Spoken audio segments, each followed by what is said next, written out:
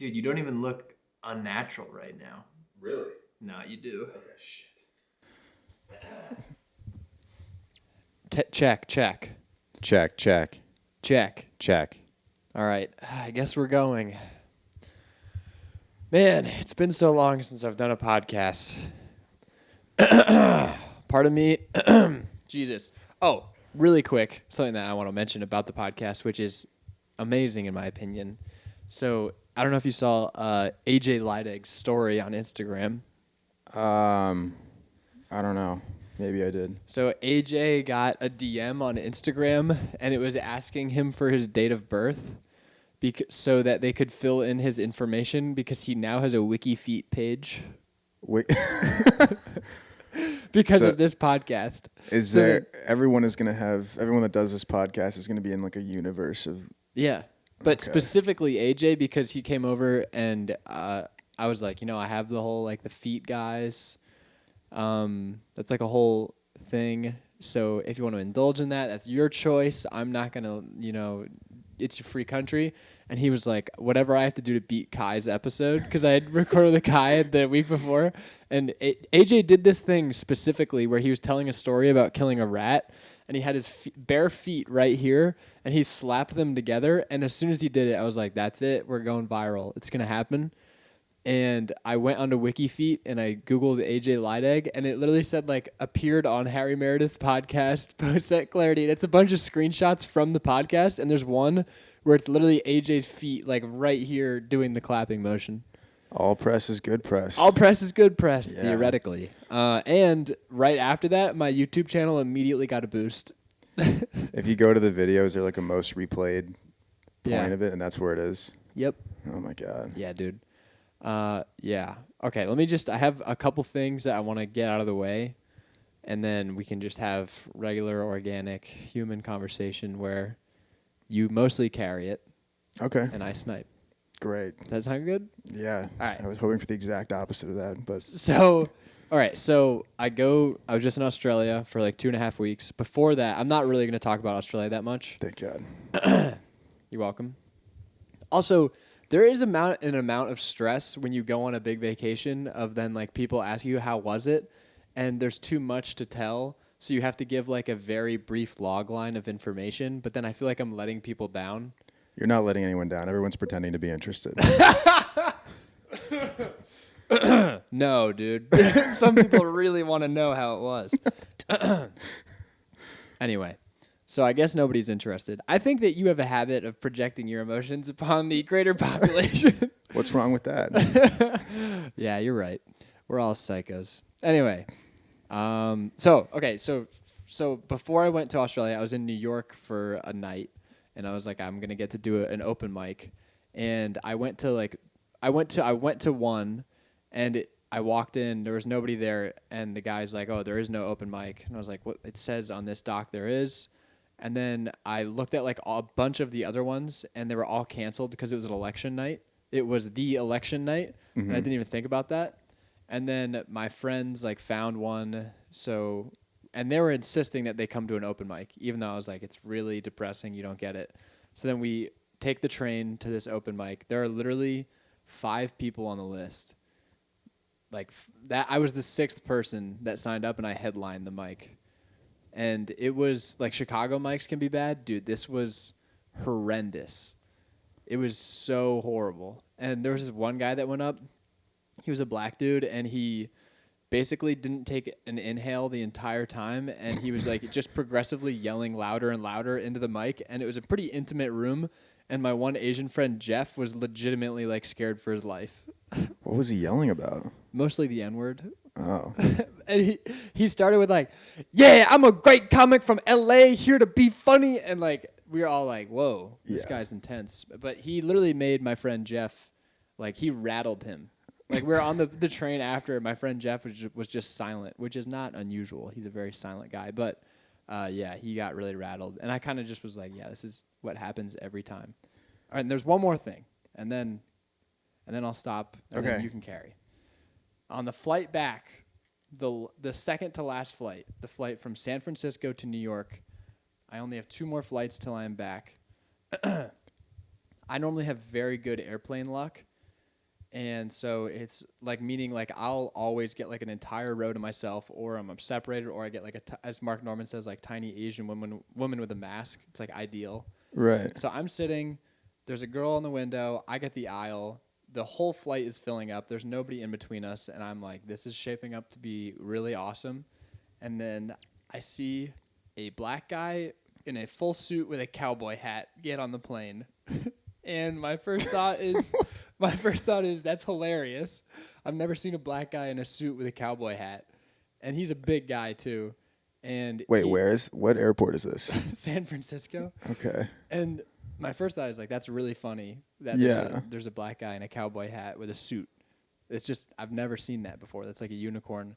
And he's talking to the flight attendant a bunch, and he's like way up in the plane. So I'm literally like laughing about, I have my journal out. I'm like, I'm definitely going to write that I saw this or something, and like put it in a book or something. And then he goes to the people in front of me and asks to sit in the middle of them. And I'm like, thank God. And then they're like, oh no, this is my wife's seat. This can't be yours. And then he comes over to me, and he's like, I'm in between you guys. And I was like, fuck. So then I get up, he sits down, and he literally smushes this poor girl against the window, and then he gets set. I sit down for about 3 seconds until he goes, hey man, could we switch? And the girl's looking at me from behind him like, is this really please, happening? yeah. And then he's like, yeah, I'm just like, I prefer the outside seat. And I was like, do you need it? Like, do you need the outside seat? And he was kind of like, I'd really prefer it. So I was like, you know what? If you really need it, man, I'll give you the outside seat, which is good for the girl because now I'm a buffer between her and him. So then we switch. I'm sitting in the middle. He's on the aisle.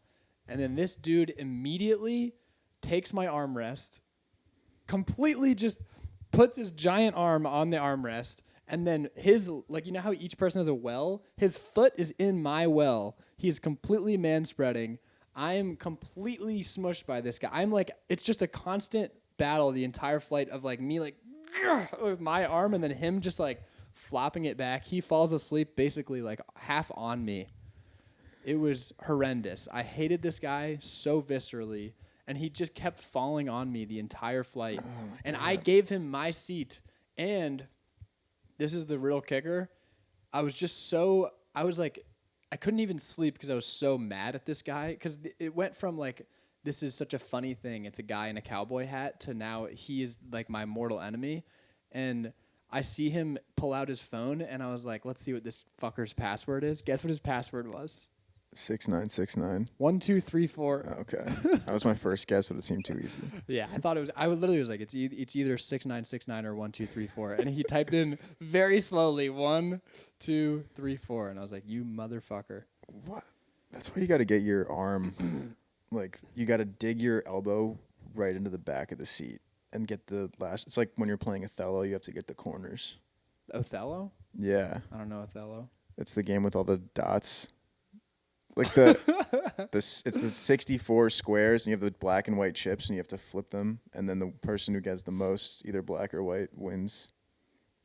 So you lost a game of Othello. That guy had more black chips on the Yeah, he armrest. demolished me. Yeah. He was a black chip. I'm unbeatable at that game. Have you courted a bunch of ladies with that game? No one knows what it is, but we just had it in our house growing up, and I got really good at it. So you were the best in your house? I can smoke anyone at Othello. Anyone in your house? Yeah. Sounds like you need to be humbled. Then get good at Othello and humble me.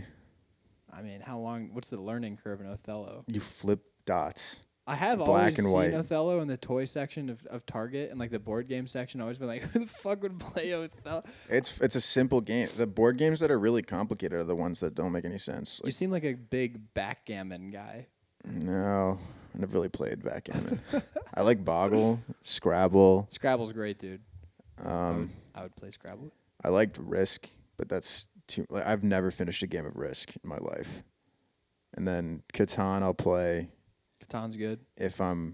I'll never like ask to play, but if someone invites me and I'm not doing anything else that night and I don't want to be alone, then I like it enough that I'll go play. Catan? Yeah. Yeah. Me and my college roommates used to play Catan every single Friday. We would get drunk and play Catan, and it was amazing.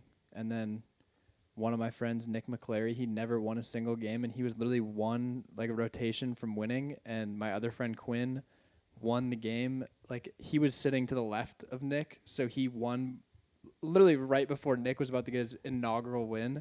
And Nick threw down his cards, and he was like, "I'm never playing Catan ever again." And we never played Catan ever again. It was amazing.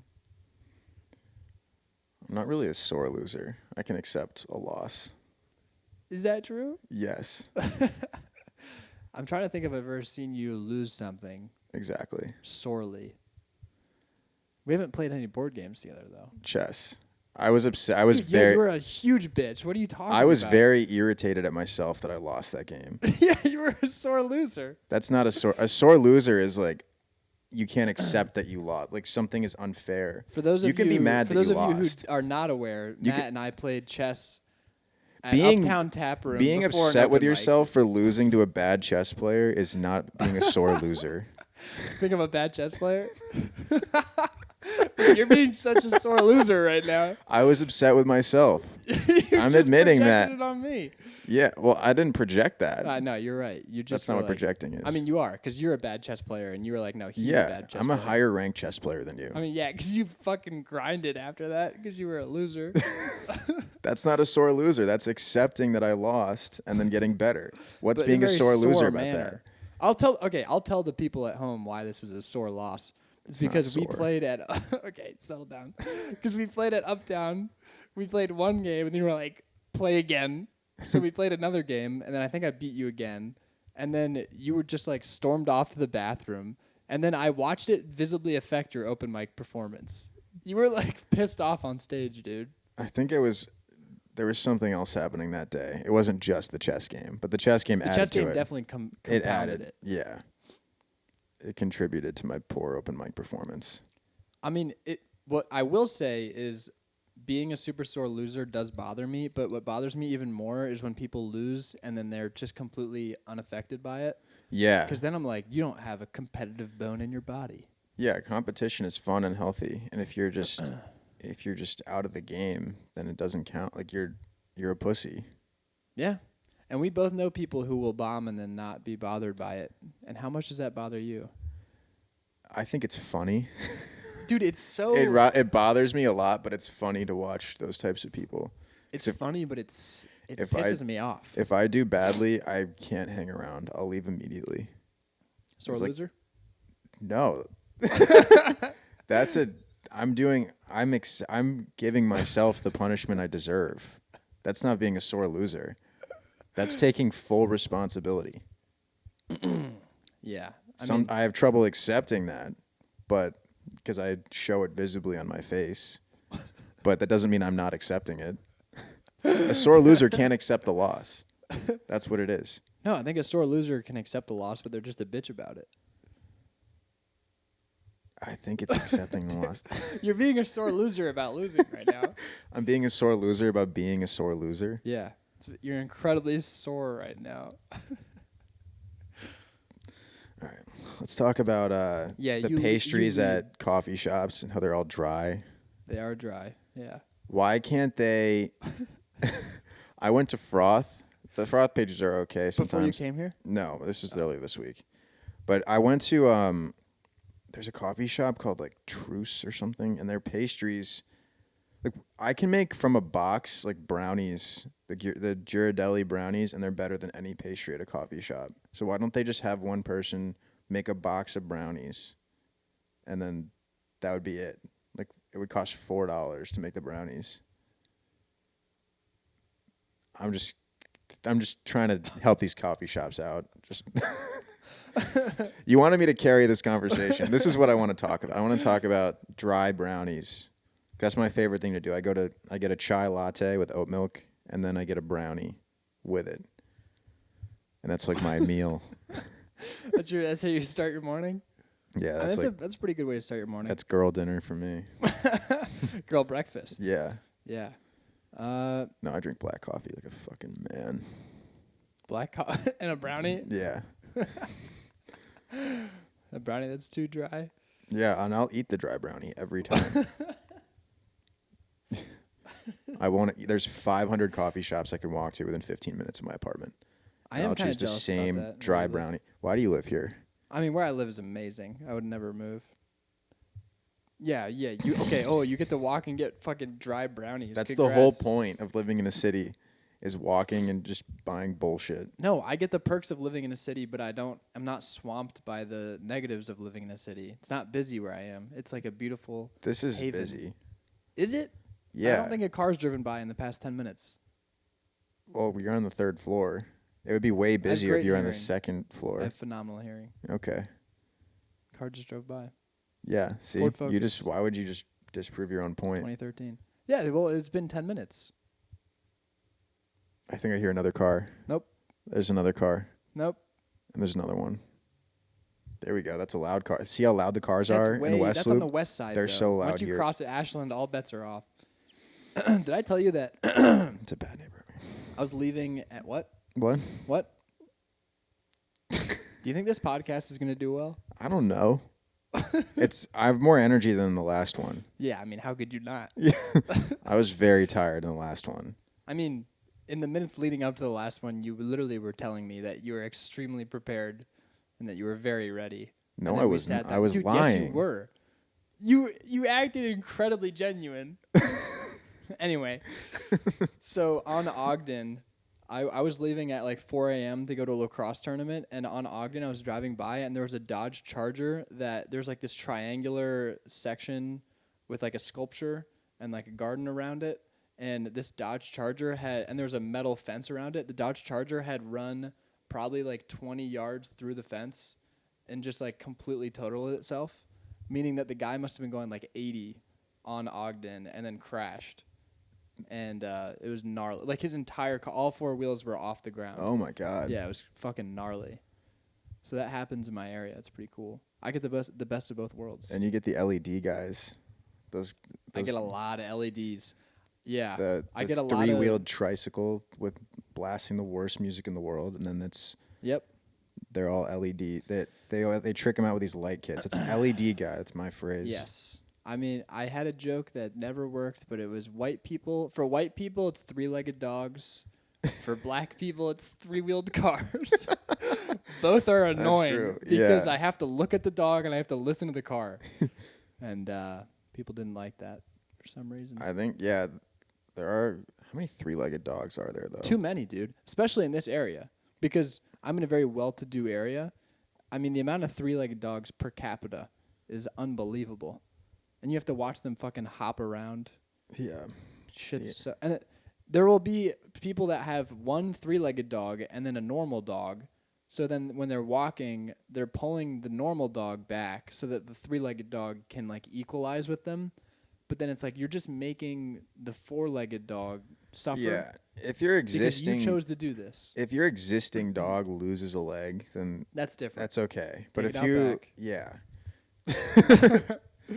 yeah, then bury it in the dumpster. But if you adopt a 3-legged dog, you're trying to help a troubled animal For me, yeah, Like you're what? trying to help a troubled animal. just so you can feel like you're doing something good. I know. I think it's just so you can feel like you're doing something good, but also because like your life must be so great that Yeah. you need to introduce a fucking new level of struggle and like victimhood that you are getting something that is is going to be a pain in the ass, and then you can then like show people like I have a 3-legged dog.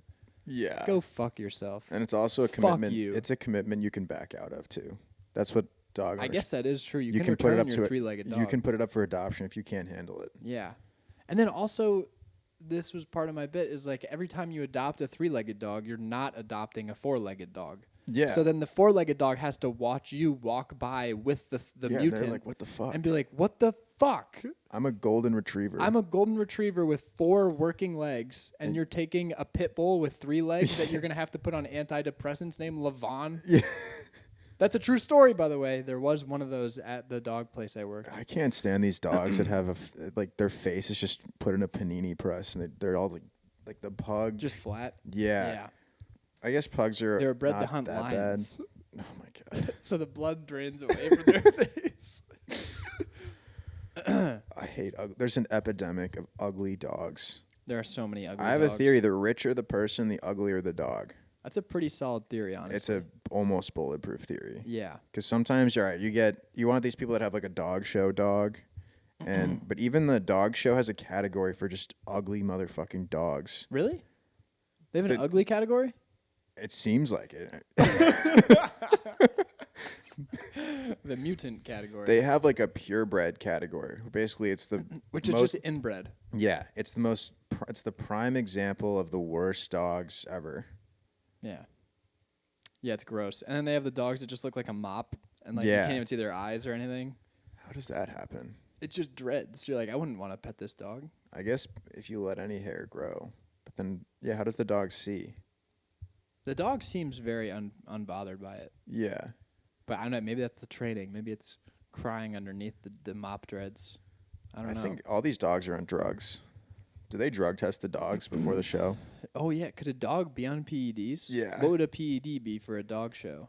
Dog growth hormone. Dog growth hormone to get big, Yeah. to get huge. Adderall. Yeah, I mean, a lot of the dogs that I work, not a lot, but like enough to be non-trivial.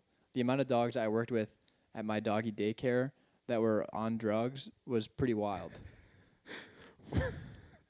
And they'd tell you, they'd be like, this dog is on antidepressants. Welcome.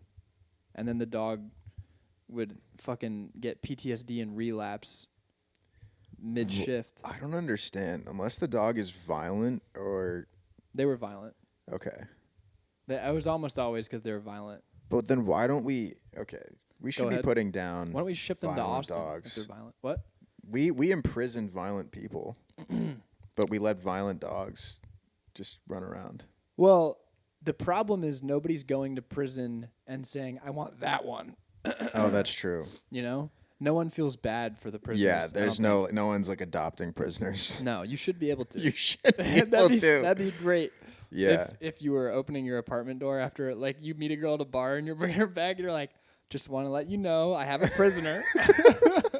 He's free, but he was a prisoner. Yeah. And he's sedated. Don't worry, but he gets a little violent. And it's just like a huge black guy in the corner, still wearing his orange jumpsuit. He likes to The bark. prisoner could be Hispanic as well. He could be a big Hispanic or a little Hispanic Yeah. or an Asian or a white guy. Anything works, Or- guys. yeah. It could Literally be anything anyone. works. Anything works. There are no Jewish prisoners. No. They slip through the system. Matt's Jewish. I'm Jewish. We can do that. Yeah.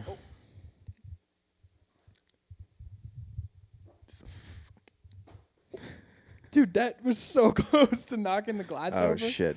Jesus. Sorry. God, you need to think about your actions.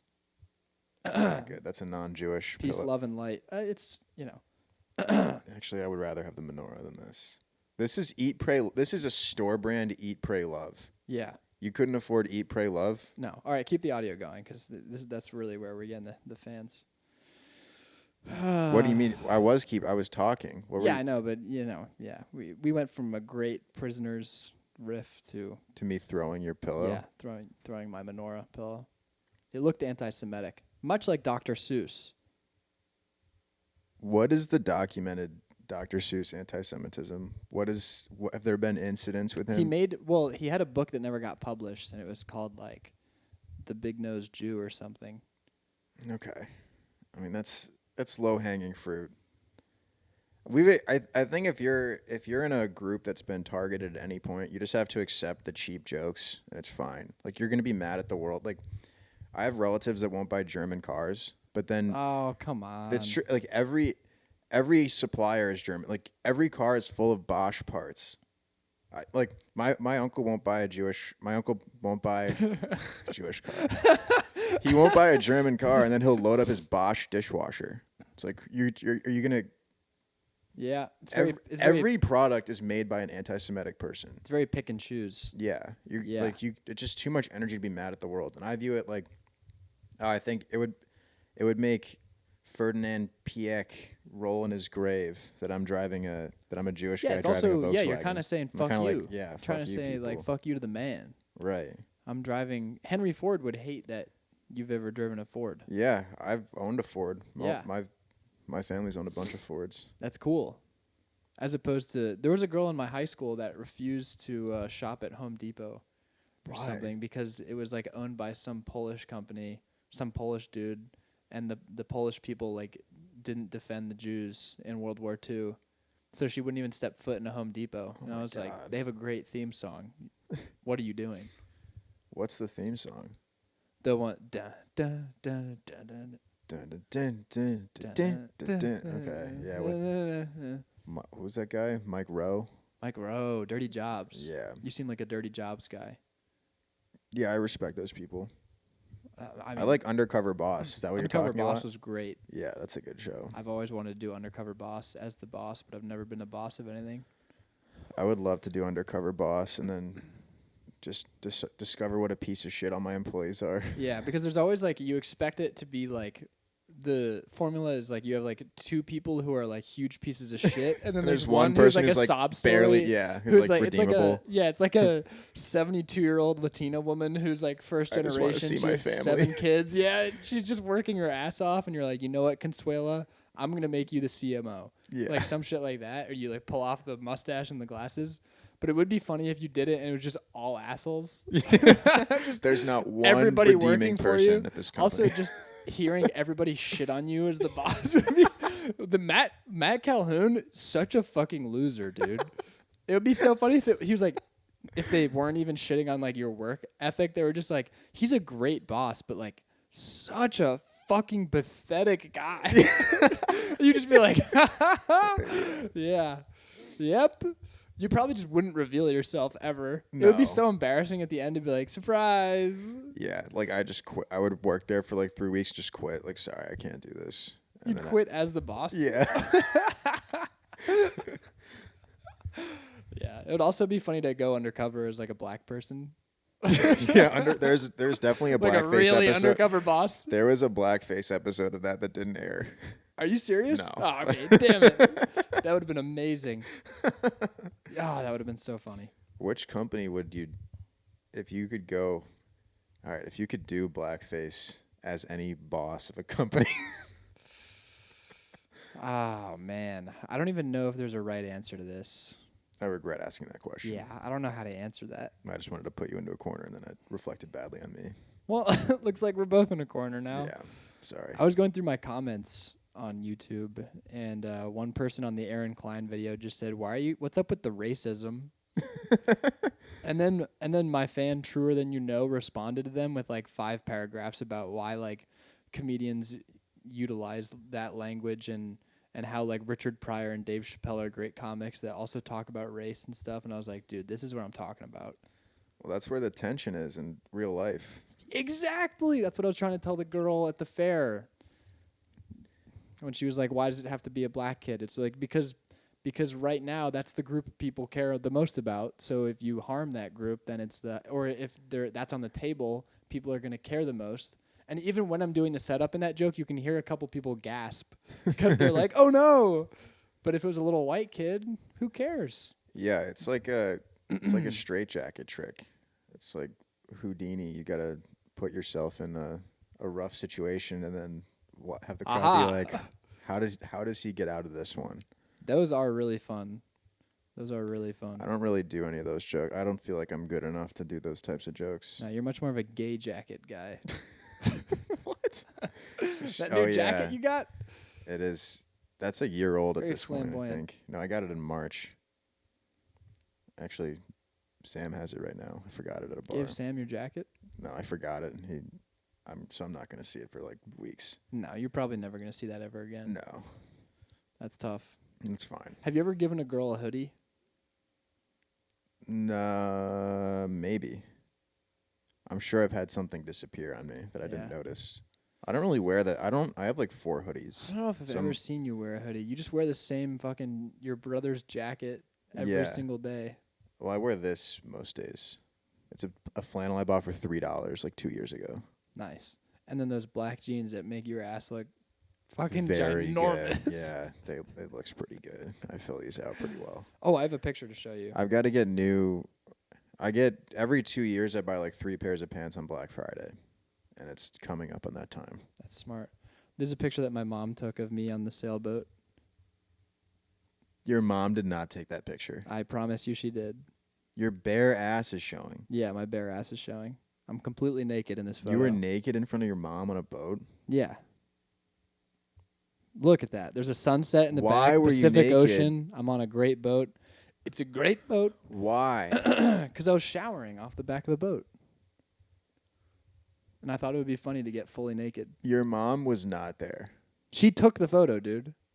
And then she didn't stop talking about it for the rest of the trip. She was like, guys, this photo of Harry naked is so funny. That's just so far removed from anything that my family would ever be And comfortable also, with. because we were on a sailboat, every time you had to take a piss, if you're a dude, you're supposed to just do it off the side. Yeah, that's normal. So, But with your clothes on. but as a joke, one of the times I pulled my pants all the way down, like butters. So my ass was just completely out.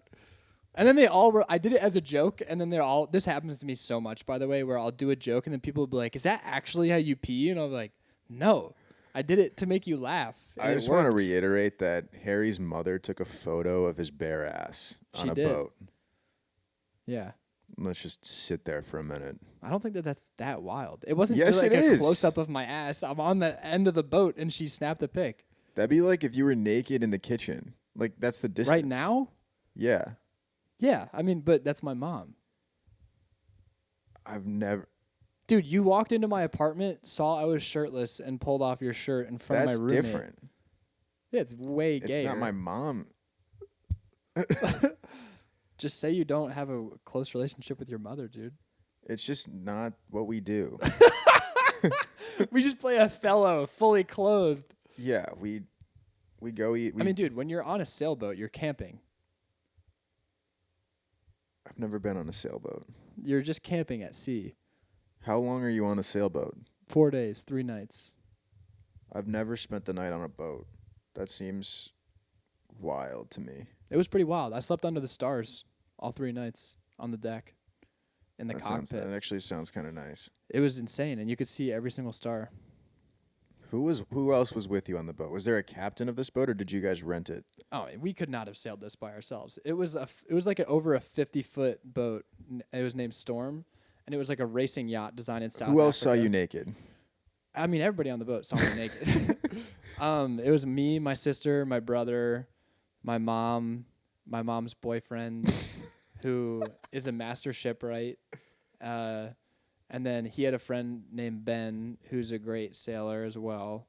And then Ian's son Jack, who's the same age as my sister. Okay.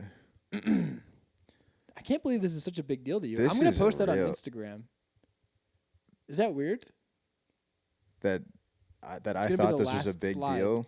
No, like, is it weird to post that on Instagram? Your bare ass? Mhm. No. Mainly because I just want to see this happen. It will. Okay. Like, I 100% promise it will. I'm not comfortable enough with. Feet guys, follow me on Instagram. You'll see. Yeah, this is a watershed moment for you. For Yeah. Yeah. Your public ass. Yeah. We haven't showed feet so far. Yeah. I can't believe you thought it was that big of a deal. It just shocked me. I guess I've seen other pictures of you pretty much naked. I have one, dude. I have a picture where I got completely sunburnt, and it's just a picture of me in the mirror. It's the same thing where it's like you can only see my backside, but like every inch of me is completely burnt except for my ass. It's such a great picture. I'm gonna ask my friend for that, dude. So my friend Quinn, shout out Quinn Stokes, beautiful biracial stallion. But him and I have the same birthday, and so it's like a running joke between us that like I don't tell people it's my birthday, but he'll always text me because we know it's obviously each other's birthday, and he posted like 7 pictures of me on his story saying happy birthday to me. I could not repost a single one because they were all me naked. Like they were all like, one of them was me stretching in a jock strap in the locker room. That the other one was like me in the mirror, sunburnt. And then there were like 2 other ones. But yeah, This is just so far beyond what I'd ever be comfortable with.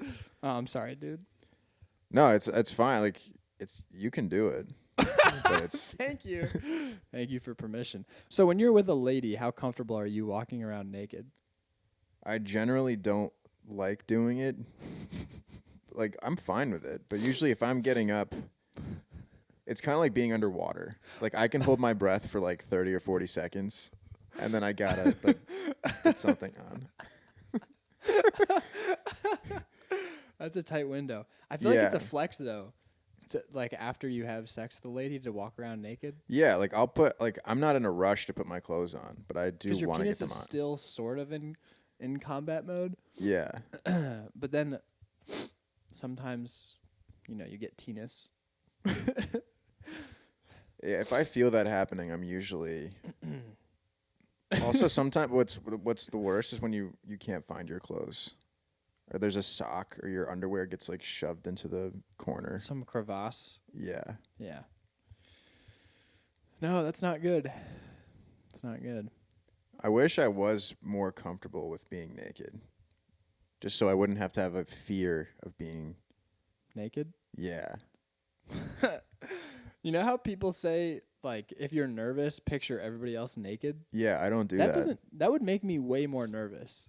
Yeah. Because I'd be like, this is an orgy. That's pretty threatening. That's extremely threatening. If you saw a naked. Oh, shit. All right. Now I know where to start. Let me just see what the timestamp is on that so I can. Okay, 42 minutes. Ah, yeah. Seeing people naked would make me very nervous. I don't like envisioning naked men. I don't like Interesting. well Interesting. that yeah. So you're not gay. No. I don't like anyone naked in an inappropriate situation. Really? Yeah. Really? It's just like, oh no, it's just something I have to deal with that I wasn't expecting. Even if you're if it's an attractive woman, like, all right, I gotta like get into a mode. What? What? If you're at the beach and a woman just gets naked, you're gonna be like, ugh. Not Now really. this is a whole It's just like thing. now, yeah, kind of. There's a part of me that's I have to be. All right, now I have to be like a little bit cooler than I am. Time to turn it on. Yeah, time to pretend that I'm relaxed and having a good time. Dude, me and my buddies went to we were in Barcelona and we were like, we got to go to a nudist beach, and we went and everyone's not nude, but like right off the bat, like we're eating food before we actually go on the beach, and there's a woman that just like takes her tits out, super beautiful, right in front of us, and we're like, holy fuck, this is crazy. And then me and my one friend were like, we're gonna go on a walk on the beach, and we're gonna walk until we see 50 pairs of tits, and then we're gonna turn around and come back. And we both have sunglasses on, so we're like, it's fine. Yeah. But the beaches aren't all great, so like some of them are just rocks. So the entire time it's like, ow, oh, ah, ah. And then we're like 25, 26, and we're counting. And the entire time I think I'm like, we're like, nobody has any idea that we're looking at all these boobs. And then we Everyone turn around, we knows. go back, and then flash forward like 7 months later, Hannah takes my sunglasses one time and puts them on. And I'm at like the parking thing doing it, and I look at her from like 15 feet away, and I was like, I can clearly see your eyes. And she was like, yeah, your glasses don't block your eyes at all. And I was like, oh, fuck. Yeah, that's a tough realization. Yes, that was a bad epiphany. Sunglasses they almost never fully disguise because There are some that do. I don't know. They got to be polarized. I had that with headphones because I thought that no one could hear. Like I just assumed I would listen to like Afro Man walking around school. Dude, you must Like look Colt like such a 45. psycho. Yeah, and then I let Afro man, Yeah. I'm in your pussy. and then I let my friend borrow my headphones, and he was like I could clear like from across the room I could hear what music he was listening to. And then I checked the volume, and it was the same volume that I normally listen at. Yeah. So I'm just walking around school, listening to like the shittiest, like Afro Man. Or I listened to like Webby. I don't even know what Webby is. I won't. All right, I shouldn't have said anything because now I can't back it up with any explanations or examples. I'm gonna let you sit in that. Yeah. I deserve this. Webby. Yes. Webbed feet. Right. Web of lies. Charlotte's Web. Yeah, spider web. World Wide Web. Yeah. Surfing the web. Weber Grill. Mark Webber.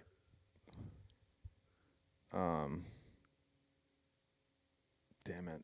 Now you win. Let's go. I just got out webbed by Harry. Yeah, you did spider. Oh. You already said that. Then you lost. I got a new car. Oh God, this is your Australia. No. No, Tell us about cars your are car. interesting. Tell us about your a car. 2001 Lexus LS 430 with 146,000 miles, $3,500. $3,500. Yeah, working air conditioning. It's the first car I've had with working air conditioning in a very long time. That's big. Yeah. That's big. Automatic. Yes, unfortunately. Mm. But that's the Waste type of of car that it money. is. It's okay to buy an automatic car if it's a cool car and there's no manual transmission offered. That's my policy. What are you gonna do with this car? Drive it until it needs any type of repair and sell it immediately. Smart. So you're gonna lie No, when you sell it. You're not gonna be like perfect condition. of course not. I'll say, oh, it needs this. Oh, okay. I'll say, here's how you sell a car. You say, you don't talk about all the minor stuff. That's what sales is. You got to just shut up and let it happen. It's this car that people are specifically interested in, a Lexus LS 430. So you say, yeah, it's got, the paint sucks on it. It needs this and this and this. The window doesn't go down. You just talk about a couple known problems to make it seem like, all right, this seller is disclosing some information. It's enough. You got to be honest, but then you don't talk about every small. It's a 24-year-old car. If you list every problem, it's going to be 500 words, and no one will come look at it. Yeah, I agree. Yeah. Yeah. So I don't think you're lying. Like, also, there's just a point where cars cost so little that it doesn't really matter. I mean, $3,500 is pocket change. It's all my money, but Nice. Yeah. not all of it. Too much of Financially, it. You're very reckless. I'm not that reckless. I think financing a brand new car would be a way more reckless decision, even though I could do that. But just like buying one out of the blue, $3,500 isn't. I needed a car. What What's about the Jeep? reckless? Not working. Not working right now. It's in pieces. Are you It's gonna in do the pieces. transmission swap or no? I don't know. It takes too much time. You said it was very easy. It is. It's very easy conceptually, and I have all the yes. tools and knowledge to do it. We'll leave it at that. How much could you get for my Mazda 3?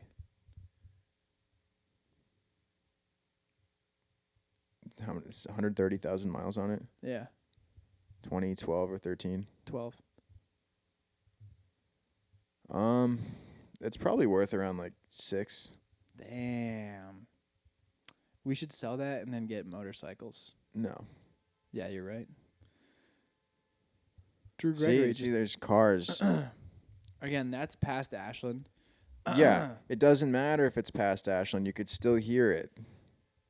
See, listen Dude, to this that. is a once in a lifetime occurrence that No, there's it's even not. a horn honking on my street. Most people are so courteous.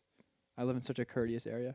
Actually, There's nothing. there is a courteous. lady who lives across the street, who is a nurse at Rush. Because Rush there are a bunch of nurses that live in my area. 'Cause Yeah. Rush is like literally right across the Bunch highway. of sluts. In their cute scrubs, and but I've never. This lady, I've never seen her outside of her. Just like she walks her dog sometimes, but she's in her car. She has the single worst road rage I've ever witnessed of any human being ever, and she's like saving lives. But I've watched her scream at people. I mean, scream that they're fucking stupid idiots in like Well, she's bumper to right. bumper. What? She's right. But no, she'll do it in instances where it's like nobody's fault. Okay. And she's just like slamming her wheel on her horn, screaming red in the face, and I'll be like, "You're a nurse?" I think she's dealing with some other stuff. I hate how you're giving her the benefit of the doubt. She's being a huge cunt. Yes, she saves lives or whatever. Believe all women. Yes, you should believe all women. That's why the girl that I know that told me Matt Calhoun let her finger his butthole is to be believed. That did not happen. I believe her. Sorry, man. I don't think you've ever met anyone that I've had sex with. How could I have not? That's true. Yeah. This guy, I mean, Yeah. This guy's- Shotgun spray. constantly bird shot. How do you think? I stay home every weekend. How do you think this pod's going? I don't know. That's good. I feel like it's going better than the last. I feel more relaxed than the first one we did. Yeah, I'm gonna be honest I'm with you. talking more. Yes, that's true. The first one, I think part of the reason it did so well is because I was wearing dirty white socks. That's true. And there was a loop on your couch that was sticking out, and my big toe was like fucking the loop the entire time. Yeah, I don't think any of the previous episode's success could be attributed to me at all. I And just want to be also, very clear about that. that episode, because I could see all the Spotify statistics, that episode is by far the worst. Yeah, you can't hear anything. 'Cause I didn't think. I thought I was speaking into a microphone. And yet, when I thought that I was doing that. yes, but yet when my mother asked me what episode should I listen to, that's the one I gave her the link Really? to. Yep. I'm flattered. Thank you. Well, I did it so she would click off immediately. I just walked into that door. Yeah. Which I think worked, but then she watched the one with Hannah. Fuck. I know that she watched the one with Hannah because then her Australian boyfriend Ian was like, "Hey, I watched that girl's podcast that you were on." And I was like, "That was my podcast." And he was like, "She was asking you all the questions," and I was like, "Was she?" Wow, I didn't realize that. I don't think I've asked you a single question. No, dude, you were terrible at this. It's Well, you fine. also I offered to talk about Australia, and then you were like, "No, that's boring. Nobody wants to hear about that." Fuck. 53 minutes. 53 42 minutes. and 53. Okay. Yeah, it's fine. You didn't do any comedy stuff at all in Australia? Oh, that's a good question. No, I did not because we were very busy with sailing and whatnot, getting naked on the back of boats. Also, it would have just been like we didn't really have access to a car, so it would have been a huge pain in the ass. And also, I don't know. Wait, what? You didn't have a car? Where were Well, you? we were like constantly staying with other people, Oh. and also like I'd have to drive on the wrong side of the road How many friends? a lot. Really? Yeah, we That will- stayed- a family of 4 people that can just crash at anyone's Well, dude, house? my life is really cool. God. Because my mom knows this guy Ian, so the first couple of days that we're there, we're staying with his friend named Bird. His name's also Ian, but they sailed together, and they're Cape Horners. Do you know what that means? No. They've sailed around Cape Horn. What? Yeah, and this Bird guy, his name is Ian. He's a Kiwi. He's from New Zealand. So since there were 3 Ians on the boat, they called Ian Macca because his last name's McCabe, and they called this guy Bird because he's Kiwi. And also his accent is amazing. And then his brother Tim was there, so we crashed at his house, and then we sailed. His brother wasn't named Tim. It was something else. Ben? No. Fuck. But so his brother was there, and then we sailed with another guy. We met up at Sydney Harbor, and there was another guy who was a friend of Bird's and Ian's. So then we sailed with him on Sydney Harbor, and this guy drank whiskey at 9 a.m. He literally came to Bird's house, and he was like, "Do you guys have something to drink?" And they're like, "Yeah, we got water." And he was like, "Whiskey?" And we all drank whiskey at 9 a.m. By the way, I thought going on this vacation I was going to have a chance to get sober. I drank more than I have in my entire life. I was so drunk the entire time. With your family. Yeah. Anyway, so then we met another guy that we sailed with, and then my brother has an apartment in Brisbane because he lives there. So my sister and I stayed there one night, and then we stayed in Airlie Beach with Ian in this shack that he has. So, and then we had an Airbnb in Brisbane as well. and Wha- Ian's kids were with us. What do you want me to ask you a question about? Holy shit. I had a friend like you in college named Justin Nguyen, and I love Justin. More names. But what he would do is we would be having a conversation. We'd be in the midst of a really great conversation, and then if there was ever a lull, he'd be like, "Someone say something interesting." And we'd be like, "Dude, that's not how that works." Like that's not how conversation works. Like you have to it has to be organic. Right. And so my mom did this actually. So on this vacation, I basically did not speak at all because it was like my brother's whole time. We were there for him essentially, and he was talking the entire time, and then my sister was talking the entire time. So I just was like not really talking. And then also, anytime comedy gets brought up, I just get really depressed. Yeah. Because they're all, dude. I can't deal with the how's comedy going question because it's like Yeah, I dodge that all the time. it's like, well, not good. It's bad. It's like, but then it's like, yeah, I'm putting in work, whatever. I'm happy with where I'm at, but that's like a whole rigmarole of justifying to yourself that it's going well. And then anytime you answer honestly, people are like, you have to give yourself more credit. You have to be confident. And you're like, dude, you don't understand. Yeah. Like, this is such a long journey, and I'm just a shit open micer. I suck. I have a podcast that nobody watches. Shout out to We're the gonna people fix watching. that right now. Yeah. Not right now. Good We'll fix it in a second. Morning. All right, but What do you think yeah. of what do you think of these? Dude, the stripes. I think people are gonna like that. They're mismatched. Oh man, The yin and the yang. I had no idea you had that flexibility. What was I saying? Australia. Dodging comedy. Dodging comedy. I just say, ask me in 5 years. I just don't want to talk about it. Yeah, I have started telling people I'll be really good in 10 years. Yeah. And they're like, blah, blah, blah, blah, blah, blah, blah. It sucks because they know that that's all you're really thinking about is. Well- so many doors. Well, they don't know that. That's the problem. Oh, really? In Australia is like they don't really know me. I mean, they know me, but they don't know that the entire time, like every conversation they're having, I'm just thinking like, damn, I wish I was talking about comedy right now.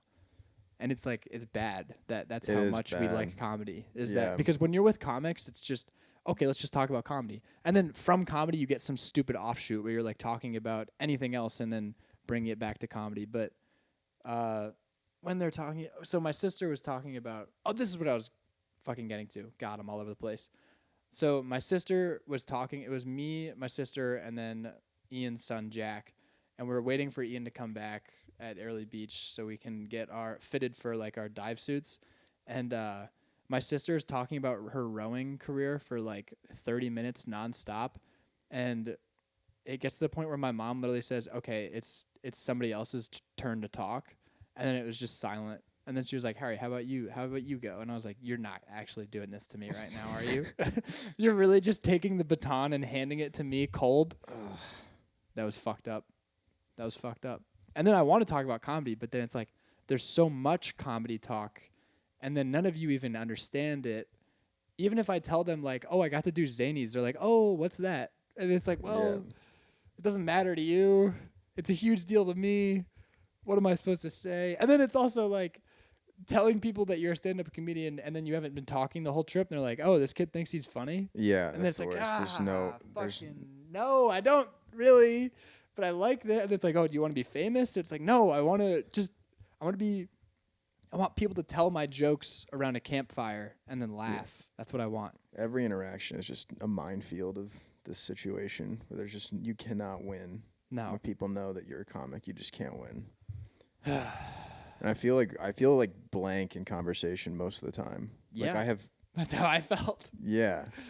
I just sit there. I have things going through my head, but it never occurs to me to say them to people. Mm. Even I think every thought I have is really boring, which it probably is. You should just, for the rest of this conversation, just say every thought that comes to your head, and we'll see if it's boring. It's just It's just like a flickering TV of random images. It's not. I don't have like a coherent thought. I have things that I'm planning on doing. Like I'm worried about, like my retirement account. Right now? That's just what popped into my Dude, head. that sucks. Yeah, I know. Such a boring thing. Yeah, you're right. Fuck. Yeah, I have real life worries because I don't have executive function to deal with these things. Yeah. With it takes me more energy to deal with this stuff than it should, and then it affects my either comedy or the other things I have to get done. Or in just my life. conversation. Yeah, yeah, mainly conversation because the other things I would have to Yeah, get it's done like that are those meme things. where the guy and the girl are in bed, and she was like, "I wonder what he's thinking about." And if he's thinking about other women, and you're like, "My 401k." Yeah, that's literally what it is. Like I'm gonna be 80 years old and destitute. Yeah, I just try not to think about money in the future. It's been drilled into me so much. True. Not related to Judaism. Yeah, right, dude. I just said an exact Shane Gillisism. Oh God. My bad. I don't do that, but I will overanalyze every single situation and conversation that I'm in Right. in real time, and I'll be like thinking about what's happening, who's saying what, why they're saying that, and then I just realize that I'm not a part of the conversation at all, and then Yep. I'm like, I'm not even being present right now because I'm thinking about this conversation, and I'm thinking about it so much that I don't even have anything to contribute to it. Yes. And then if somebody asks me to contribute to it, I'm gonna have nothing. And they're gonna be like, "Are you not paying attention?" I'm gonna be like, "No, I've been paying excruciating attention, but because of that, but it's like if somebody says something, now I'm thinking like, why did they say that? Why are they thinking that?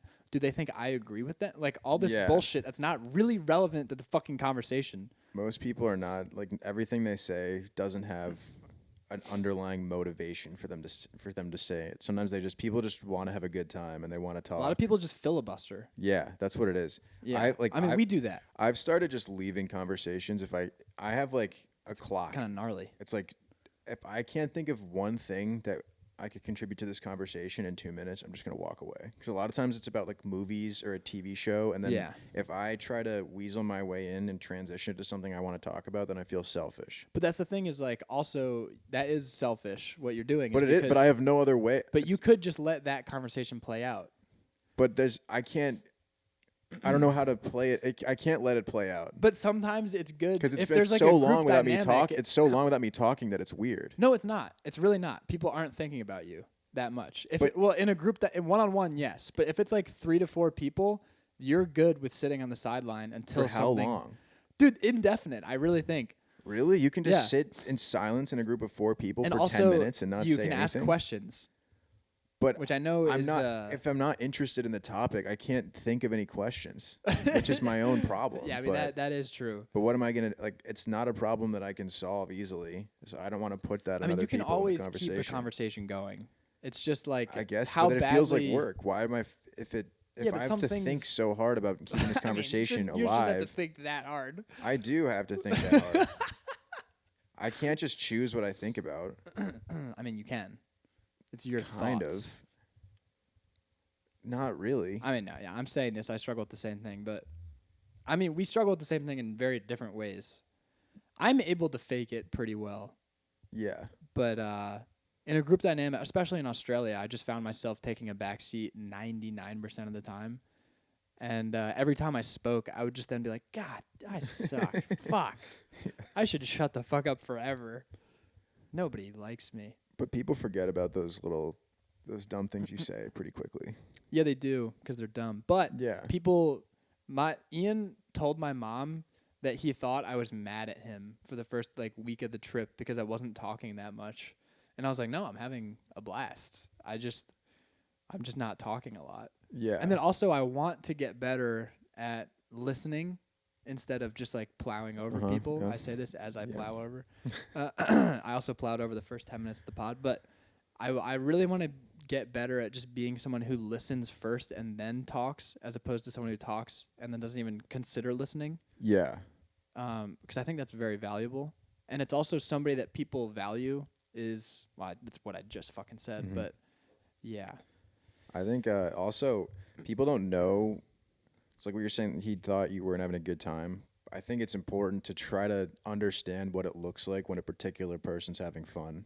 So that way you can take a lot of pressure off of yourself in a conversation or in a activity. What do you mean? Like sometimes if I don't know someone and they're quiet or they're like it seems like they should be engaging more, but then you realize, oh, this person is just reserved, or they're not very emotive, and they're still having fun. Because like a lot of times I don't have a good time talking to someone because I don't think that they're enjoying it. Mm-hmm. But I just have to accept that some people, because I guess I'm that way too. People probably think I don't like them or I'm cold or unapproachable, but it's just I don't have the ability to pretend that this is like incredibly exciting, you know? Yeah, the hardest is when it's one-on-one and you just don't care at all what they're talking about, Yeah. and there's just no escape. Because when you're in a group dynamic, you can sort of hide behind other people. Yeah, and you can just pepper in something. People generally don't like others who just talk a lot, I think. Yeah, it's But exhausting. if I'm in a group dynamic and I'm not interested in the topic, I love people who don't shut up. Yeah. Because it's like, you do your thing, and then I'll snipe whenever I want to. There's a reason those people exist, because there's sometimes They're foils. Yeah, and it's sometimes a silence. You just need noise. It's like turning on the radio. You just need someone to Yeah. talk about some stupid movie they saw or whatever. I will say, when you were drunk at Jackson's at one time, you did not stop talking. Yeah, I had a lot That to was say that wild. night. That was Yeah. wild. When I drink, I talk a lot, so I try not to drink too much because I'm just worried about what I'll say. Yeah. Yeah, in Australia, like, we got high one time, and I just immediately started talking a shitload, and everybody, I think, was kind of like, "Oh, okay," and then right after that, I was like, "Fuck!" I just gave myself away. Yeah. So they know that I do have thoughts, but I'm just being a bitch and withholding them. I try not to, if I'm not in a positive mood, I try not to drink or do any sort of substance, because I'm just worried. Like What? if my inhibitions are I'm the low, complete opposite. if my inhibitions are low, then I'm worried that I'll ruin people's good time with a negative thought or just turning the conversation negatively. Yeah, that's kind of a bitch thing to do. Yeah, which is why I try not to do it. Am I doing that right now? Yeah. Fuck. Nah, I'm kidding. Okay. I mean, I'll go anywhere in conversation. I'm a free bird. Yeah. Dude, you texted about being a free bird last night, and I thought you were killing yourself to Leonard Skinnerd. I really did. I was like, did Matt just hang himself? What did I say? You said, like, I'm free as a bird. Oh yeah, I was just like ready to go do stuff. I thought that was a free bird reference. I thought you were No. killing yourself. Oh no, I've just heard everyone says that all the time. Oh. I'm free as a bird right now. Yeah, I guess I was just constantly thinking about killing Leonard myself. Skinner. I mean, Dude. is Leonard Skinner at the forefront of your mind? Do you ever just think about, sort of, yes. Do you ever just think about, like, how easy it would be to just kill yourself? Yeah, And, like, it's so easy. it's so easy, and, like, it's kind of like Mike Dwyer's joke about quitting, and it's like, it's instant gratification. Like, the Yeah. payoff is immediate. You're just dead. Yeah, it's I think about this. yeah. People who kill so themselves, they much. can't delay gratification. No, I mean, it depends on how you do it, I guess. Yeah. But yeah, I think about, and then also, this is a very weird, selfish thought. Would it be more tragic if I killed myself and made it look intentional, or if I killed myself and made it look like an accident? What would think, be more tragic? like in a written story, you pretending to make it look like an accident would be more tragic. But they don't. But in real life, people In don't real know life, that. it would be less tragic because you take the burden off those people. Like if you killed yourself and it looks like you got run over by a truck or whatever. Isn't that tragic because I didn't want to die? It takes the burden off the people in your life that care about you. Because if you kill yourself and they know you did, then it seems like, there's Oh, something so we then could they have have done. some responsibility. Yeah, That's are true. we complicit in this in some way, or was there an opportunity to help him that we missed? Yeah. And then it'll just torture them for the rest of their lives. But if Yeah. you make it look, that's why you got to make it look like an accident. That's true. But I would But then if I would leave hints. Yeah. I would leave a breadcrumb. Yeah, like let them trail, let them figure yeah. it out in 15 years. Yeah, and just be like, holy fuck. Yeah, this was so much worse than we thought. Yeah, where they have like whoa. Dude, every single time something good happens to me, like when the Laugh Factory thing happened to me, I was showering that night, and I swear to God, I was like, I should kill myself. Because if I kill myself right after something good happens, then people will be like, he had so much promise. You want to go out on top. You want to Yeah. If you kill yourself when nothing's going for you, it's just like, whatever. We know Yeah. why you killed himself. But if you kill yourself right after something really good happens to you, then people are going to be like, oh, something could have You He want to could be have done remembered. something. At least you can be remembered fondly. Because like we're still young enough that we could coast on our potential. Not for that much longer, but a little bit. Yeah, like a year. Yeah. Like once you're like 30, Yeah, the potential is your quickly potential waning. should have You should cash in on the potential. Yeah. Shit, Sup, I Zang? got some potential here. I should cash. It's gonna expire. Dude, I have Truly. a buddy named Harrison Zhang, and all he's talked about for the past like 7 years is potential and how he has Ugh. like the best potential. And Talking about your own potential is disgusting. oh yeah, I mean it's incredibly disgusting. And if you Yeah. met this kid, you'd be like, holy shit. It's one thing to be optimistic about what you can do, but to like be so explicit. I have such great potential. No, yeah, he like It's is so very weird. vocal about like how his potential is like the best. I mean, I probably said stuff like that when I was younger, but Yeah. as like a child. He is self-aware about it and it's a meme, but also like it is real. Like his entire Instagram Explore page is just Andrew Tate. Ugh. Yeah, I know it's bad. There is an epidemic of young men who are misguided and they don't really know what they want, and then they like see these influencers and they're like, oh, so I'm an alpha. Yeah, they're no. Sad. Sorry, Zhang. I feel like it's not. Zhang's a beast. It's not I clear. take it all back. It's not clear what a man is necessarily supposed to be, because the gender stuff is eroding it a little bit. Yes. My but lacrosse also, coach I don't was know. really big on making us dangerous men. He was like, the world needs dangerous men. And he told us one morning at 5 a.m. practice, he was like, being a dangerous man does not mean that you do dangerous things. It means that you have the capability to and you choose not to. Yeah, And we were like, whoa. that's mind blowing. And then he the next day we had a thing and he like put it in a PowerPoint and he put the quote and he's like, does anybody know where this quote's from? And I raised my hand and said Socrates. Peterson. Oh, sorry. Did I just step on your story? Yeah, dude. Damn it. You I didn't realize you it was. stomped directly on it. I didn't realize it was building up to such a big thing. Well, Sorry, that's my not fault. anymore. That's my fault. No, that's fine. Yeah, it is. No, I'm kid- dude, during lacrosse, I mean, offshoot, we're off of it now, but Who was the quote? it was just like the whole like capability to do dangerous thing, blah blah blah. But w- I said I was like Socrates, and he was like, no, it was me. And then everybody was like, what? But I like threw him an alley oop of like feeling cool. Whatever. He is right. The world needs dangerous men. Blah blah blah. In lacrosse, what you just did, where you were like, that was my fault, and then I said I know, because I was a goalie. So there's gonna be games where you let in shots that are like your fault, and you just have to. So I was very good at being like, I actually overdid it, where I'd be like, that was on me, and then there was this guy I played with in high school named Vinny, and which is the most New Jersey name ever, Yeah. but he was a defender, and I remember this one game I let in like 3. It was like I was really young. I let in like 3 shots from like 15 that I should not have let in, and it was on a grass field. So the bouncers, I'm making excuses already, but I remember on the 3rd one I was like, "That's my bad," and he goes, "Yeah, it is," and I just was like, Dagger. "Fuck, Oh man. man," and then it was just kind of like that. We know, Mhm. I was like, which obviously they do, but hearing it hurts so much more. Yeah. When and you that- apologize and someone's just like, "Yeah, we know," fuck. when they know, it's you got to just do it with your eyes. You got to just look at them and be like, yeah. You don't have to say it.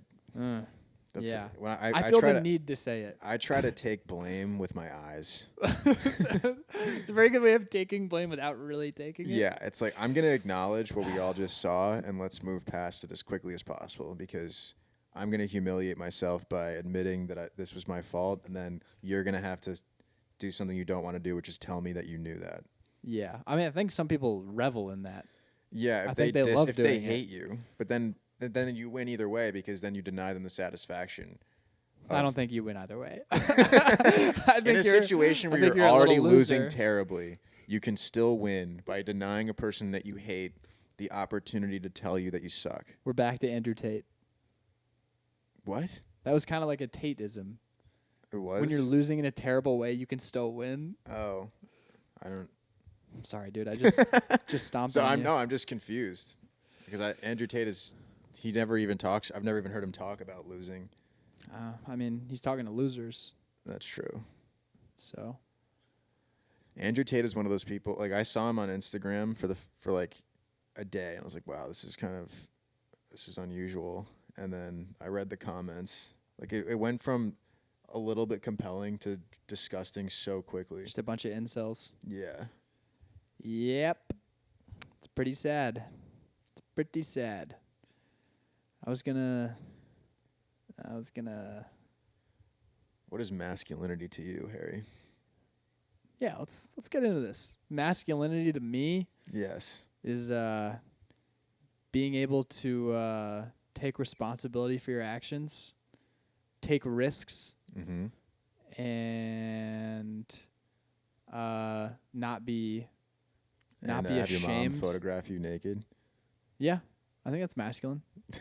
I do. It is kind of masculine. I think that you're Yeah, it being a is. little bitch. That's That's like the true. Spartan way.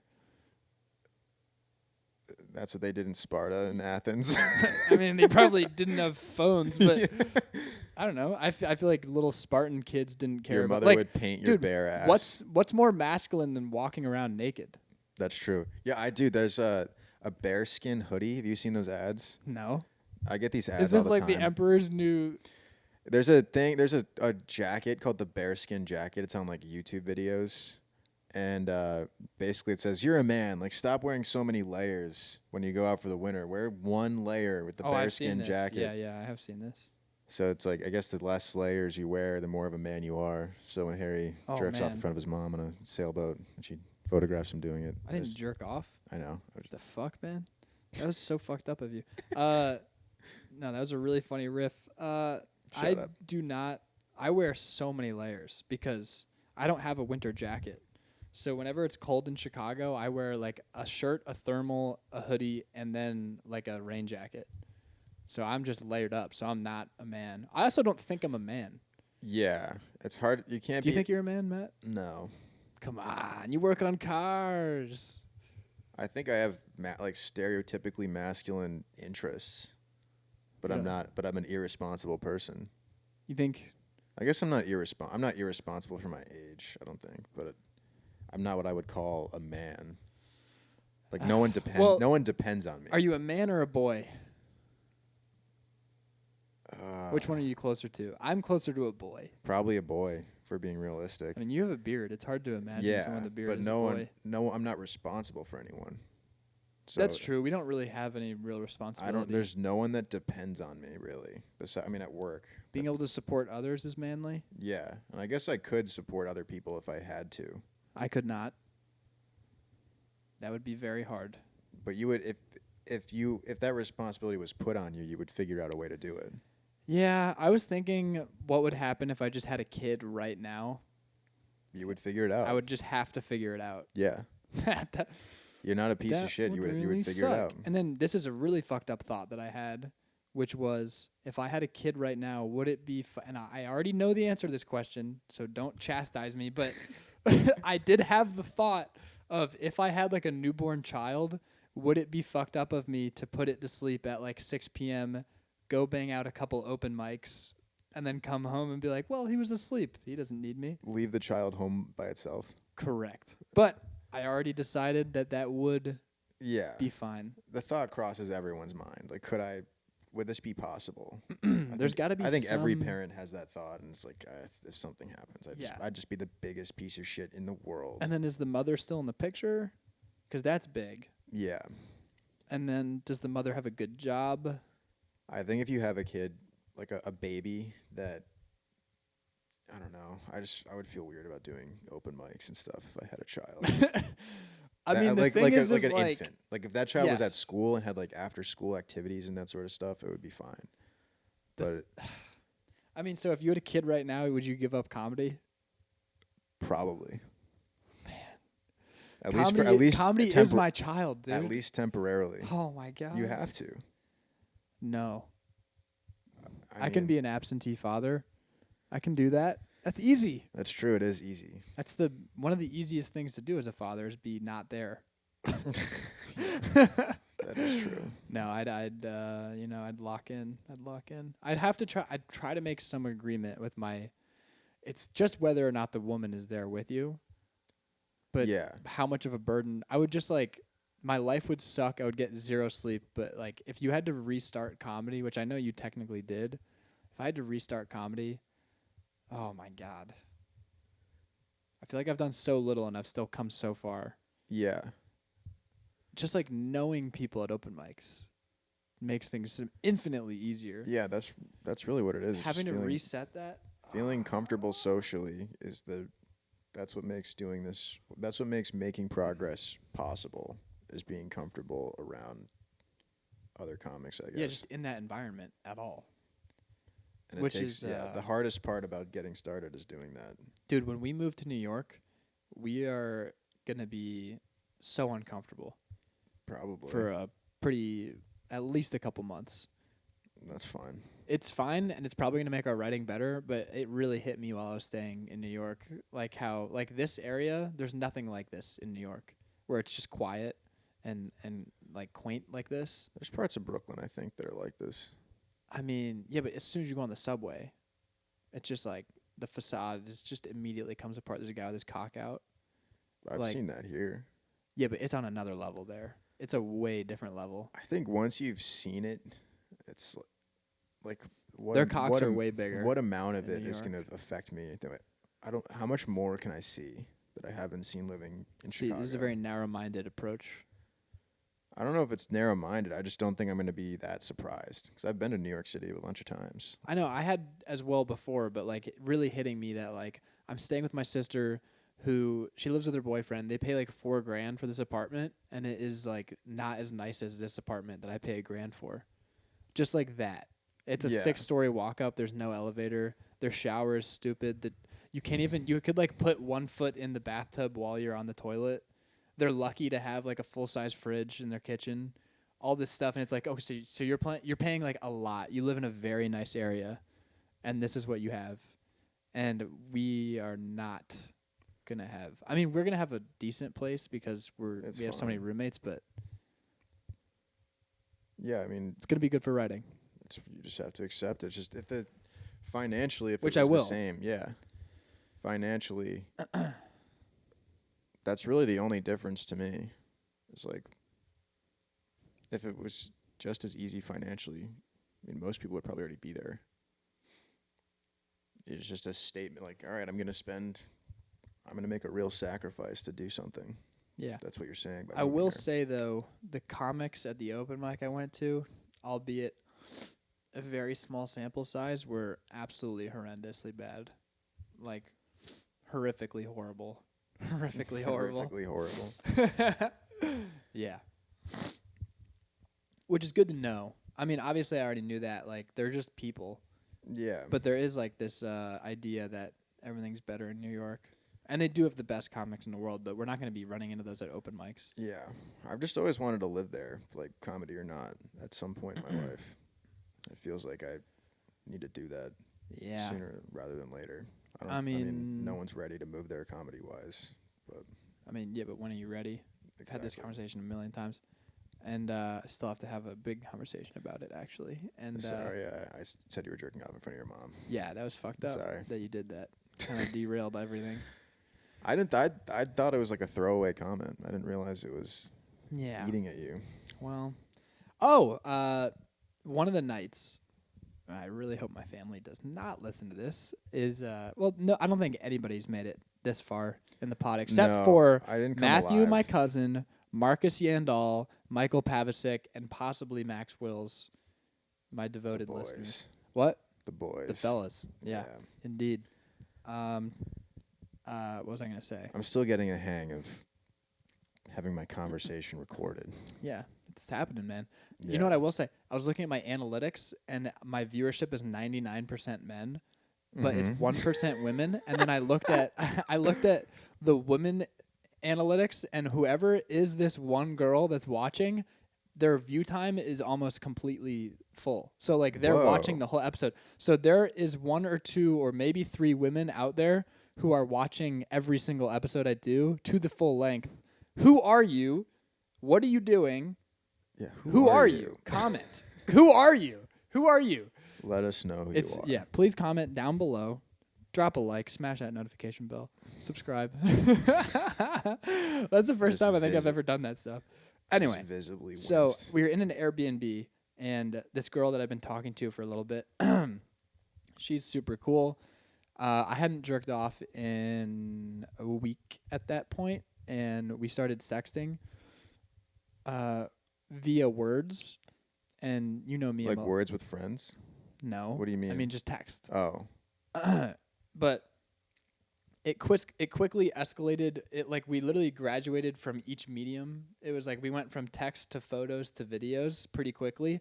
And I was supposed to go to bed at midnight, and then I stayed up till 3 a.m. sexting. That was how much foreplay there was. And it was like 2.5 hours were text, and then photos briefly, and then videos. And I filmed myself. I filmed myself jerking off Oh and my coming God. directly into my phone camera with the flash on at night with my fucking face in the background. And dude, I mean, I hadn't come in a week, so it was like the most amount of jizz that I've ever had come out of my Whoa. penis. And it was, dude, the post-nut clarity that I had was maybe the most devastating one I've ever had in my life. Because I got up, it was all over me. It was all over the Airbnb sheets. And then I had to waddle to the bathroom, and there was a leak, and I slipped on the floor. And then I went to the bathroom, and I was like, I was like cleaning myself up, and I was like, what have I done? There's a New Zealand woman who owns this Airbnb, and she was so nice, and I just desecrated her sheets, and then I had to sleep on the other side of the fucking bed. And then at the end, we left the apartment that next morning, and my mom was like, "Oh, she just said we were like such good guests, and we got 5 stars." And I was just like, "Oh my god!" So yeah, that happened. God. What happens if you lose your phone? Like, can someone break in and get it? What do you mean? You lose your phone in the Airbnb? No, like if someone finds it and then like goes through your phone. Like, They wouldn't. I didn't save the video of me okay, coming. thank Why God. would I save a video of me Just doing if it was that? accident, I don't know if you what app you used to record it. We were in the Instagram DMs. Okay, all right. It was vanish mode. It was vanish mode, but it allowed her unlimited replays. Okay. And yeah. I've never sent a dick pic in my life. Look, I'm Have- so nervous. I have, and I've included my face in almost every single one. And I know that you're not supposed to do that, but I told myself I would never record a video of myself jizzing, and in the heat of the moment, I just did. You've told yourself that before. You've thought about it, and then you're like, no. I Yeah, can't. I've just been like, that's gross. I would never film myself doing that. And then I was like, Oh my God. I owe this to her. And man, when I say I'm not a good shot normally, but this was It was a strong. dude, I It mean, was a rope. because I was looking at the screen as I was filming, and I've never seen myself do that from that angle. God. Yeah. Disgusting. If any of the freaks have made it to this point in the podcast, they're probably Yeah, this is juiced. gold for you guys. Yeah. For you foot people. Yeah. Oh, fuck, it's too late. I was gonna tell them to vote me for the best podcast in Chicago comedy. I think when you share this podcast, you can. It's too late though. Oh, that's Voting true. closed. Damn it! You fuck. I forgot about that. Or is it the last day's today? I think. Oh, it might be today actually. I mean, it doesn't. I'm posting this tomorrow or Monday. I have to go to the bathroom so bad. Do you want to just end it? What time is it? 1:51. I mean, that'll give me time to go grocery shopping. So. What? All right. Yeah, I don't want to end on a bathroom Let's break. let's though. go 15 minutes. I'll set a timer. 15 minutes from now. Yeah, and then we're done. Can I pee first and No, come back? dude. Hold it for 15 minutes. All right. Can we do 10? Yeah, Yeah. Actually, can we do let's 5? challenge you to go 15. I think it'd All be right. funny. All right. Okay. Let's see if I can hold for 15 minutes. Let's see what comes out. Can I This tell you is- something? Yeah. Adults who can't hold their bladder are very childish. I've to been me. holding it for so long. I've been holding it for like a Mm. half an hour. It's different. Yeah, I it's mean, not like I just. You're an adult. Oh, I gotta pee. Yeah. Holding your pee is bad for you. No, you just got to get good at it. It's bad for your bladder. Expand your bladder. No. This is my argument. How with can why you expand your bladder? How can I get better at this? just don't pee. Mark Norman's dad forced him to sit there and not pee because he would wet his bed every night. Okay. It's possible, dude. You're just making yourself a dangerous man. That's true. I should be capable of danger. Also, even if you I'm don't not think dangerous all about the time. peeing, you immediately. I've like had to pee so bad, and then you get distracted by something. Like if I started trying to murder you right now, you would not think about peeing. You probably would just pee. Actually. Yeah, maybe. Have you Yeah. ever peed from fright? No, but I've peed and from like adrenaline. Like a puppy dog? I was in a football game and it was raining and I was like, I'm just fucking rolling around in the mud and I was blocking this guy. I was an offensive lineman Oh god. and I just pissed myself. But it was so like no one could tell because it was raining and everyone was covered in mud. But it was like it felt kind of freeing. Yeah. And I was wearing a cup too, so it was just like a pool of piss. That's gross. Yeah, like it I mean, soaked in my that underwear. is a lot. That's the first time me and my brother ever had to buy cups for lacrosse. My dad was like explaining. He was like, "We have to get you guys cups," and we were like, "Why?" And he was like, "For your dicks." And then we were like, "What?" And then he was like, "Yeah. What do you think like goes on?" And then me and my brother were like, "We get to just pee during the game." Like we thought it was a cup that you peed in. Yeah. And we like thought it was the coolest thing ever. And he was like, "No, you retards, it's to Dude. protect you." That's part of the reason why I stopped wanting to play sports was I hated wearing a cup so much. It would like irritate me. You were wearing the wrong one. I was wearing the wrong cup. Gotta get the toolbox. It's the best purchase I've ever made. Warrior Toolbox, please sponsor me. Warrior toolbox. Yeah, protect all your nuts and bolts. There are people that are wearing what if guys started wearing cups all the time, like just in regular Just life? to make it look like, Yeah. like Prince Henry did that. Prince Henry the Ninth or whatever. Not the to fuck. make it look just as for protection. It's like those people Oh. still wear masks. That would be smart if someone kicked you and they're just like, haha, Yeah. I have a nutty buddy on. Are you getting into that many conflicts that you need a cup? Yeah. That's bad. Yeah, if you're like the Um, town drunk, you just wear a cup all the time. I was going to say something. Damn it. Sorry. I thought the I have an clock was there. embarrassing pee story. Really? Yeah, I have multiple. Well, I mean, you know about the Do roast tell. battle one where I peed myself before going up, right? I don't know.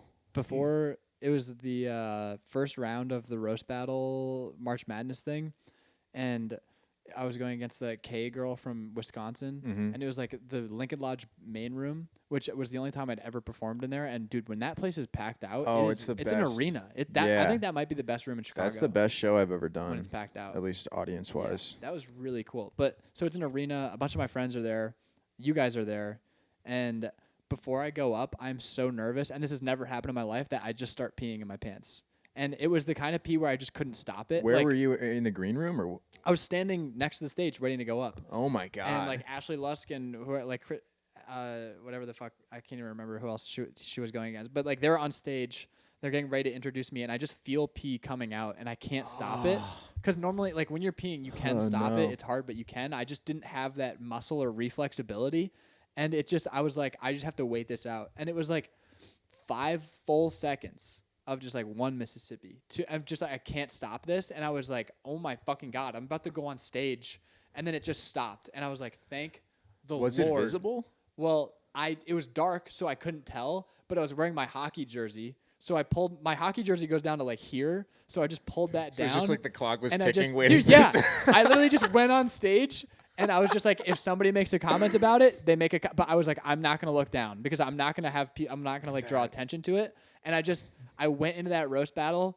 It's a roast battle, and I was like, Oh my I God, really you're hope my pissing your pee's pants. not visible. Yeah. That was like insane. But the worst pee story I have, I mean, aside from getting sent to the principal's office in 3rd grade for peeing behind a tree, but which did happen, that I literally thought my life was over. I peed behind a tree at recess because this kid named Gunnar Sidler didn't want to go to the bathroom because there was some cunt named Mrs. Mutner who looks like she sounds. Mutner. You had to ask her to go to the bathroom at recess, and she was a huge bitch about it for some reason. So then there was like the playground here, and then literally 200 yards away, there were these big trees, and I was like, just go behind a tree. It's fun. Me and my dad do it golfing all the time. So we each have a tree, and he's like, it was like a fucking comic strip. I'm a little kid. I'm completely hidden, but I didn't even have to pee. But I was like, just dude, pull out your cock and go to the bathroom. It's super simple. And I'm behind a huge trunk, so they can't see me. And then he's like a really fat kid behind like a foot wide tree. And I was like, why would you pick that tree? And then a guy calls us over and he was like, were you guys going to the bathroom over there? And I'm like, no. And then Gunner's like, yes. And I was like, God damn it, dude. So then I go to the principal's office for the first time in my life. At that point, I'm like, this is jail. I'm going to go to jail. Yeah. I'm going to get the death sentence. But then coming out of that is the most brilliant thing I've ever done in my life, which is I still think about this. I had to get my dad's signature. I had to write a letter to this teacher, Mrs. I can't even remember her name, but she was a bitch too. She was like, I had to watch this happen, and that was like emotionally distressing for me. So you have to write me a letter and get your dad to sign it apologizing to me. I know, my school was insane. What kind of teacher is upset at a little boy peeing? They want and dude, What what's adult funny is is upset about that? later I found out that they called my parents and they were like, your son peed behind a tree at recess, and both my mom and dad were like, so what? It's a fucking tree. But I was like, please don't tell my parents about. But so anyway, so she's like, you have to get a letter. You have to write a letter apologizing to me about what you've done, and you have to get your dad to sign it. And I was like, I can't. My dad would hit me for sure and yell at me. Like, I was terrified of him, especially at that age. So I was like, he can't know that this happened. And so I just got a blank piece of paper and I slid it to him and I was like, can you autograph this? And he just signed it without asking. And then I just wrote the letter over it. And then I handed it in, completely thought I was like the slickest guy in the world. I was like, no other 8-year-old has ever thought of this. And then I get home like the next day and my dad's like, why did you get a frowny face on the star chart? And I was like, fuck! It all came crashing down. The star But chart. that's still not. So the most embarrassing peace story I've ever had is I was at Beedensbrook because my dad's parents were very wealthy. So as a kid, I got to be at a country club, and then everything fell And apart. you got to pee there. So we were doing a tennis camp, and we had clay courts. So I don't know if you know what that means. But No. So there's like grass, concrete, and clay. And clay is like you can slide around and stuff. It's like loose gravel, basically. And liquid's very visible on it.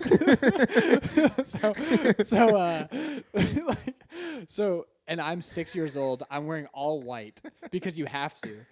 I'm wearing a little white polo, little tiny white boy shorts, and like white socks, white sneakers. And it was the last day of this tennis camp, and there were like 3 instructors, and one of them was like some 16-year-old girl who I thought was the hottest girl I've ever seen in my life. Because I'm 6 years old at that point, and she's like a goddess to me. And it was like her last day, and she was like, so I want to pick my group for like who I want to have on my court. And she picked me on her court, and I had to pee so fucking bad. And I kept asking, like, can I go to the bathroom? Like, just wait. Or like the bathroom's not open or whatever. And we were on her court, like doing warm-ups, and I just fully peed myself. Like it just like ran down my leg, and just like the clay of the court just started welling up. And she was like, do you have to go to the bathroom? And I was like, no. In white clothes. All white clothes on a clay court, fully peed myself. And I just kept playing. I just kept my red Slazenger racket. Was it a hot day? Was it like? It was a very hot day. The middle of July. I swear to God, dude. That was so humiliating. In front of the love of my life. I was like, she doesn't think I'm a man now. She knows that I can't hold my bladder. And in reality, she was just like, this poor little fuck. Yeah. So yeah, it's my embarrassing pee story. That's a really bad pee story. Yeah, we've got 5.5 minutes. Wow, I'm doing great. Mm-hmm. Yeah. You've only been shaking constantly. I'm just restless because I can't sit still that long. I'm pretty restless as a guy, I'd say. I've been moving my feet the whole time. Are you good at cuddling? Yeah, Nice. for the most part. Whoa. I'm good at cuddling, I think. My love language is physical touch. It is. Scumbag. Yes. If it's not, what's Physical your touch, problem? the most insincere love language. No, it's not. No, I'm kidding. Physical touch is nice. It's very nice. I love physical touch. It literally releases chemicals in your brain. Dude, this girl that I'm with right now, we went to bed. spooning, and we woke up in the same position. Wow. Mm. I can. Twice. That happened twice. How fucking crazy is that? That's physical chemistry. That's good. Yeah, it's unfreaking believable. It's a hot commodity. Not to brag. Yeah. I hate when people say that. Not to flex on you. Also, I talk like Trump in Australia so much that I've accidentally started talking in his cadence sometimes. He's back. A lot of guys, they like to say they're good at cuddling. He is a very entertaining I'm the person greatest. to watch. Yeah. Did you watch that roast of him at the dinner with Kamala Harris? No. Oh my god. It's he had this one joke about He did a roast? yeah, it was like a one of those dinners at the White House. And fuck. Go ahead. No, did I forget the joke again? Or give me like 2 seconds to think of it. 1, Talk about something. 2 minutes. 2. Dude, we've only got 3:51. Damn it. All right, it was like Tim Waltz. Tim Waltz. I always do this. People are listening on the subway They're on their way to listening. work, and they're Oh my relying on God. you, Matt Calhoun, to fill their need. My point is that he's a very entertaining person to watch. Yeah, but the point's kind of mute if you don't have the example. Yeah. Moot or mute? Moot. It's a moot point. I just Is that spelled the same as mute? no. MOOT. What? Yeah. Moot? I swear to Yeah. God, I thought it was MUTE still. No, it's moot. MOOT is a word? Yeah. Moot? Yep. Wow. Play it in Scrabble, you get the points. That's get not se- a great you'll get word. 7 What's points. M3? 4. No, it's wait, shit. I think it is 3.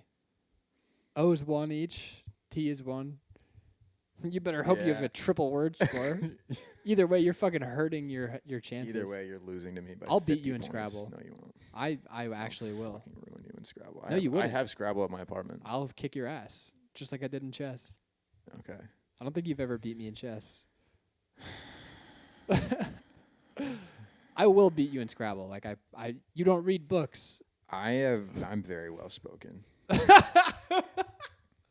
Dude, one of my favorite things is when you told me that you told all of us, you were like, as a kid, I was incredibly gifted at reading things aloud. Yes, I was. It's such a specifically non-useful Yeah. skill. And then it put me farther ahead in school than I deserved to be, and then I struggled for the rest of the time. Because reading aloud doesn't really test how good you are at reading. No. It's just like your dictation, Yeah, it's like your oration. your oration and also just remembering words. Like it seems like you've seen all these words before.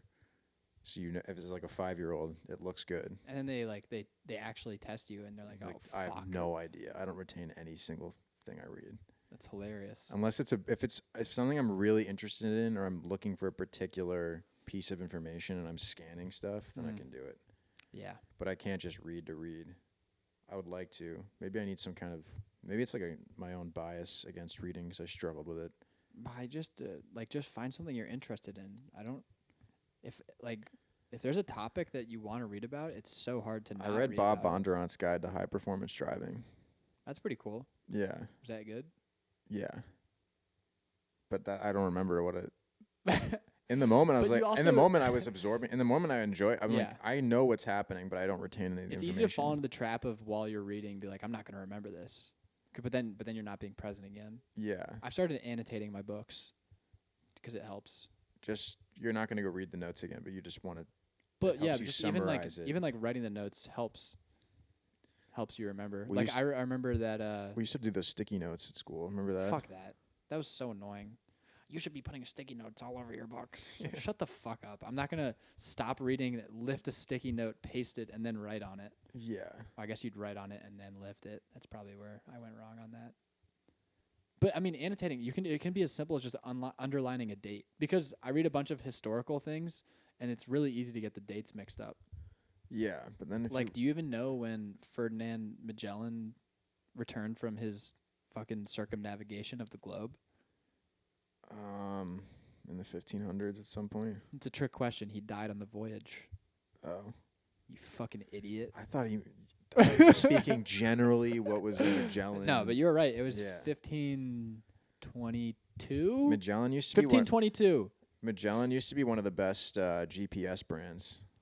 Whoa. It was Magellan and TomTom and Garmin, Garmin, baby. and then Magellan really. That's a Garmin watch. Mm-hmm. Whoa. My lady hates this. She doesn't like your watch. No, she hates it. She like actually. She was like, "This is not okay." Why'd you get that watch? Utility. It tracks everything. It's also What does it track? my sleep, my steps, my heart rate. How accurate is this sleep watch stuff? Extremely. And I mean, What does it say it about your does- sleep? It just tells you exactly how much you get, what cycles you're in. Is this information trustworthy? Can I borrow that? No, you can't borrow it. I want it. How much does Buy a does it Garmin. cost? This one was $250. No. Dude, when I make it in comedy, the first thing I'm doing is buying the most expensive Garmin watch, That's a good, yeah. which is like $2,000. Oh. Unless you get like the like carbon fiber one, and then it's like $5,000. Carbon fiber watch. That's just the ultimate. There's like a titanium steel one as well. It's like $3,000. I will get a nice watch at some point. Yeah, I think that's gonna be like my signifier. I think it's I've like that's like a late 30s purchase for me. Yeah, we've got time. Yeah. Anyway, the timer's up if you want to go to the bathroom. I don't have to go anymore. What about now? Yeah, I do. All right. Do you want to plug dates? Yes. Thanks for filling in last second, by the way. Yeah, Sam Bieber, no problem. you fucked me. Yeah, fuck He you, definitely dude. thinks I'm mad at him right now. You probably are a little bit. Yeah, I am. Yeah. So what's wrong with that? Yeah, fuck you, Sam. Go ahead. Let's see. I have Nasty Court on. I forgot the date. It's in January. Nasty Court, January. Yes. Is that your next thing? Yeah, it is. Nice. I'm gonna be doing panel for Roast Battle in Zany's Rosemont this Monday, and I have not done stand up since New York City, and I will not be able to get up tonight or. Yeah. Shit, no, that's tomorrow. Holy fuck. Yeah, so that's gonna be bad. Pretty juiced. And, It'll be good. I'm gonna piss all over your face. Should we keep the camera rolling?